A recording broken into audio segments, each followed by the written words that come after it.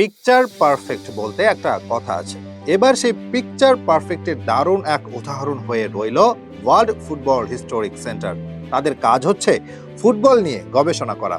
এবার সেই গবেষণা করেছে তারা সর্বকালের সেরা ফুটবলার খুঁজে বের করতে, যেখানে তারা বিশ্লেষণ করেছে বাকি সবার চেয়েও কয়েক গুণ বেশি একজন খেলোয়াড়ের ক্লাবের পারফরমেন্স, সেখানে ঘরোয়া পর্যায়ে কেমন করেছে, ক্লাব পর্যায়ে আন্তর্জাতিক টুর্নামেন্টের পরিসংখ্যান কি, দেশের জার্সিতে অবদান কতটুকু, ম্যাচ রেটিং, ম্যাচে তার প্রভাব, ম্যান অফ দ্য ম্যাচ সহ একেবারে সবকিছু চুল ছেঁড়া বিশ্লেষণ করে তারা তৈরি করেছে তালিকা।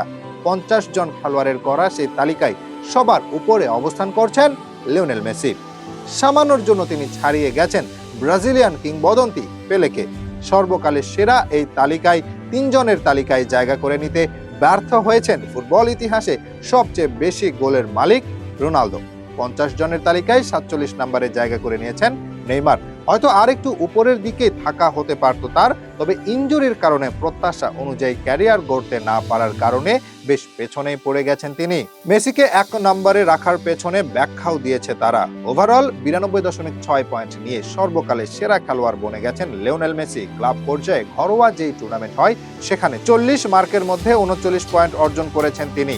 লা Liga, Spanish Super Cup, Copa del Rey এগিয়ে রাখে তাকে, তবে ফ্রেঞ্চ লিগের সাফল্য তাকে একটু পেছনে ঠেলে দিয়েছে বলা যায়। এদিকে ক্লাবের হয়ে আন্তর্জাতিক পারফরম্যান্সেও পিছিয়ে ছিলেন না তিনি।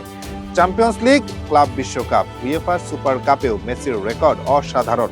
সেখানে তিনি অর্জন করেছেন 22 পয়েন্টের মাঝে 20.8 পয়েন্ট।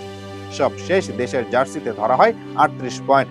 সেখানে মেসি অর্জন করে নেন 32.4 পয়েন্ট। যদিও এটা একটু কম বলেই মনে হতে পারে, কারণ দেশের জার্সিতে তার চেয়ে সফল আর কেই বা আছে।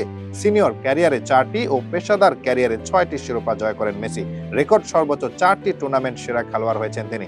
সব মিলিয়ে প্রতিটি অঙ্গনে তার সাফল্য তাকে এনে দেয় রেকর্ড 92.6 পয়েন্ট, যা তাকে করেছে সর্বকালের সেরা খেলোয়াড়। তালিকার 2 নম্বরে অবস্থান করছেন ব্রাজিলিয়ান কিংবদন্তি পেলে। 3টি বিশ্বকাপ জয়ী এই মহাতারকার অর্জন ছিল 92.1 পয়েন্ট। এই 2 জনের পেছনে ছিলেন ম্যারাডোনা, তার অর্জন ছিল 91.3। 4 নম্বর অবস্থানে রাখা হয়েছে ডাচ কিংবদন্তি ইহুয়ান ক্রুইফকে। তিনি অর্জন করেছেন 89.6 পয়েন্ট। এদিকে তালিকায় তার পেছনে আছেন সময়ের অন্যতম সেরা খেলোয়াড় ও সর্বকালের সর্বোচ্চ গোলদাতা রোনালদো। তার অর্জনও সমান 89.6। সমান পয়েন্ট অর্জন করেছেন আরও একজন খেলোয়াড়, তিনি হচ্ছেন জার্মান কিংবদন্তি ফ্রান্স বেকেনবাওয়ার। এছাড়া সেরা 10 জনের তালিকায় থাকা বাকি 4 জন খেলোয়াড় হচ্ছেন Alfredo Di Stefano, Michel Platini, Zinedine Zidane ও ফেরেঙ্কো পুস্কাস।